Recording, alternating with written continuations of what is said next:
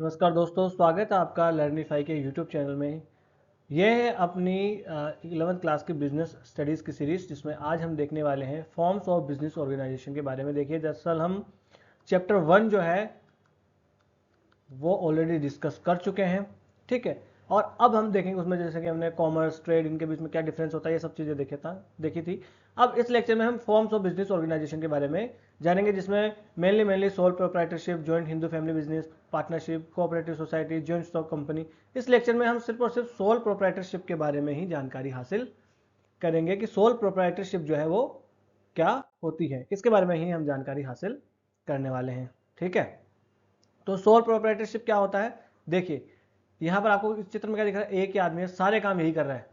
देख रहे हो, पढ़ना, लैपटॉप, ये कॉफी, ये सारा काम एक ही व्यक्ति कर रहा है। इसका मतलब क्या हो गया, सोल का मतलब हो गया अकेला। सारा काम कौन करेगा, अकेला व्यक्ति ही सारा काम करेगा, है ना। वो होता है सोल प्रोप्राइटरशिप। ये सबसे सिंपल टाइप का बिजनेस ऑर्गेनाइजेशन होता है, जिसमें सारा का सारा काम जो है वो एक अकेला आदमी करता है। जिसमें चाहे वो बिजनेस को ऑन करना हो, उसको मैनेज करना हो, जितना भी बिजनेस का कंट्रोल है वो सारा का सारा एक व्यक्ति के ही हाथों में होता है। और जितना भी प्रॉफिट होता है वो उसी पर्सन के को जाता है। कि मान लीजिए 1 लाख हुआ, 2 लाख हुआ, जो भी हुआ वो सारा का सारा प्रॉफिट उसी एक आदमी को ही जाएगा जिसका बिजनेस है ना। और अगर उसके कुछ लॉसेस हुए, कुछ डेट्स यानी उसकी उधारी वगैरह हुई, तो वो सारी सारी उस अकेले व्यक्ति को ही झेलनी पड़ेगी जिस व्यक्ति का ये बिजनेस है। तो ये होता है सोल प्रोप्राइटरशिप, यानी आप इसको अकेले व्यक्ति का बिजनेस भी आप कह सकते हो। ये सबसे सिंपल प्रकार का वो होता है। इसके फीचर्स में आ जाते हैं।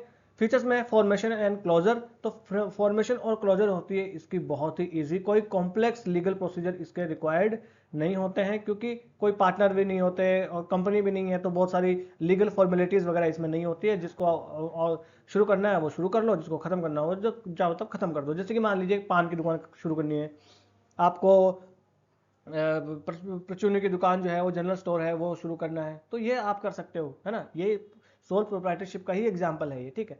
लाइबिलिटी में हम आ जाते हैं, तो इसमें अनलिमिटेड लाइबिलिटी होती है।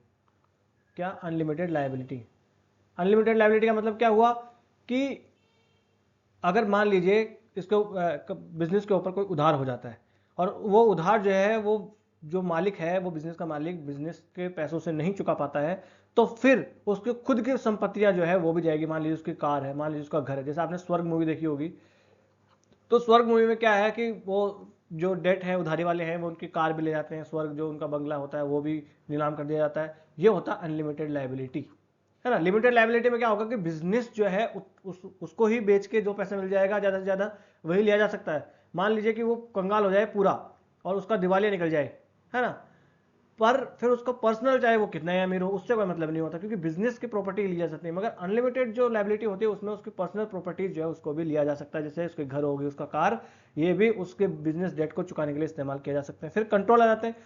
तो पूरा का पूरा कंट्रोल इसका होता है किसका, ऑनर का। एक ही ऑनर होता है, तो पूरा का पूरा कंट्रोल उसका ऑनर का होता है, अकेले व्यक्ति का, है ना। और पूरे डिसीजन, पूरे ऑपरेशन है वो एक अकेले व्यक्ति के कंट्रोल पर निर्भर करता है। फिर है कंटिन्यूटी। तो इसकी कंटिन्यूटी देखिए क्या होता है, अगर मान लीजिए ये व्यक्ति है और ये मर गया, तो ये बिजनेस बंद भी हो सकता है ना। ये बिजनेस बंद हो जाएगा क्योंकि अकेला व्यक्ति था, अब चलाएगा कौन।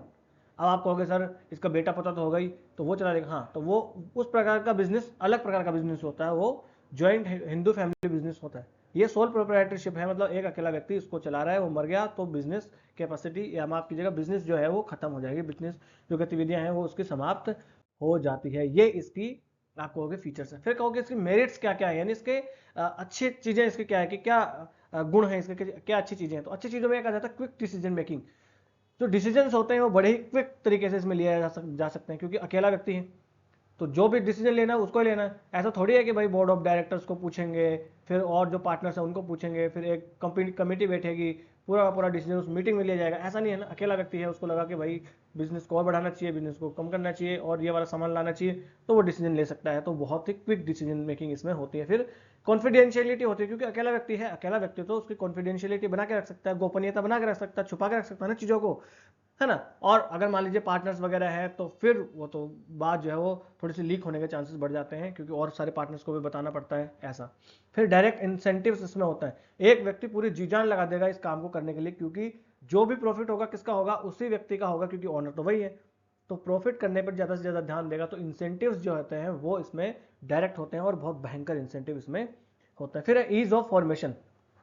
ईज ऑफ फॉर्मेशन का मतलब हो गया कि इसको चालू करना, रजिस्टर करना, बनाना जो है बहुत ही ईजी है। बहुत ही मिनिमम लीगल फॉर्मेलिटीज होती है। अगर आपको दुकान है तो जो शॉप एक्ट है उसमें आप जो है रजिस्ट्रेशन करवा लो और आप जो है वो दुकान चला सकते हो। कहीं कहीं तो आप बिना रजिस्ट्रेशन के भी दुकान चला सकते हो। तो ऐसा इसमें कोई कॉम्प्लेक्स लीगल वो नहीं है कि कंपनीज एक्ट 2013 है उसमें रजिस्टर करवाओ, जो है वो रजिस्ट्रार जनरल ऑफ इंडिया जो कंपनीज रजिस्ट्रार है उसके पास जाओ, ये आर्टिकल ऑफ एसोसिएशन बनाओ, आर्टिकल मेमोरेंडम ऑफ एसोसिएशन बनाओ, ऐसा कुछ सिस्टम उसमें नहीं है। तो ये इसकी मेरिट्स है कि ईज ऑफ फॉर्मेशन इसमें होता है। फिर अगर देखें कि इसकी लिमिटेशंस क्या है, कि इसकी फिर कमियां क्या है, या आप कहो कि इसकी सीमाएं क्या क्या है, कि इसमें फिर जो एडवांटेजेस तो देख लिए, लाभ तो इसके बहुत ज़्यादा हैं, पर कुछ कमियां तो होंगी इसमें, कुछ सीमाएं तो होंगी। तो इसके कमियां हैं, एक तो इसके लिमिटेड रिसोर्सेस है। लिमिटेड रिसोर्सेज का मतलब क्या हो गया भाई, एक व्यक्ति है, कितना पैसा होगा उसके पास, कितना वो फाइनेंस लगा सकता है, बहुत ही कम फाइनेंस लगा पाएगा। अकेला व्यक्ति है, कितना पैसा होगा उसके पास, है ना। तो ये फिर उसकी लिमिटेड रिसोर्सेज उसके पास होते हैं। एक आदमी है वो अपने सेविंग का पैसा लगाएगा, कितना ज़्यादा लगा सकता है। फिर अनलिमिटेड लाइबिलिटी इसमें होती है, ये भी उसकी कमी है। भाई मान लीजिए वो दुकान घाटे में चलेगी तो अब उसको अपना घर बेच के भी पैसा चुकाना पड़ेगा, उसको अपनी कार बेच के भी पैसा चुकाना पड़ेगा। अगर लिमिटेड लाइबिलिटी होती तो क्या था भाई, दुकान में जितना पैसा था उससे आपका कर चुक रहा, तो ठीक, नहीं चुक रहा तो बस खत्म करो, दिवालिया घोषित करवा लो अपने आप को, अब आपसे कोई कुछ नहीं ले सकता। मगर अनलिमिटेड लाइबिलिटी है तो आपको चुकाना ही पड़ेगा। फिर है लिमिटेड लाइफ। तो इसकी सोल प्रोप्राइटरशिप की लाइफ भी बहुत लिमिटेड होती है। कैसे, एक ही व्यक्ति चला रहा है, आदमी खत्म, धंधा खत्म, है ना। कि आदमी मर गया जो चला रहा है तो फिर उसका धंधा भी खत्म हो जाएगा, फिर बिजनेस भी खत्म हो जाएगा। तो ये उसकी लिमिटेड लाइफ होती है, ये भी इसकी एक कमी है, लिमिटेशन है। फिर है लिमिटेड मैनेजरियल स्किल्स। एक आदमी है, कितना पैसा लाएगा। फिर ऊपर से मैनेजरियल स्किल्स भी, एक आदमी के पास कितना टैलेंट हो सकता है, उसको कंप्यूटर चलाना नहीं आए, और अगर उसमें पार्टनर्स होते और भी सदस्य वगैरह होते तो क्या होता है, उनको कंप्यूटर चलाना आता, है ना। तो इस प्रकार से उसकी लिमिटेड मैनेजरियल स्किल्स भी होती है, ये भी इसकी लिमिटेशन है। ठीक है, तो ये इसकी लिमिटेशन हो गई।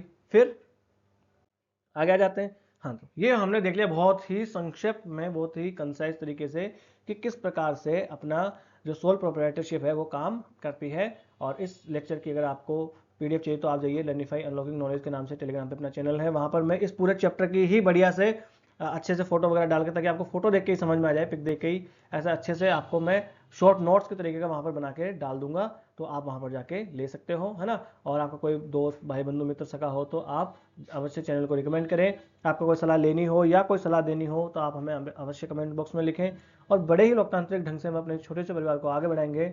नमस्ते, धन्यवाद।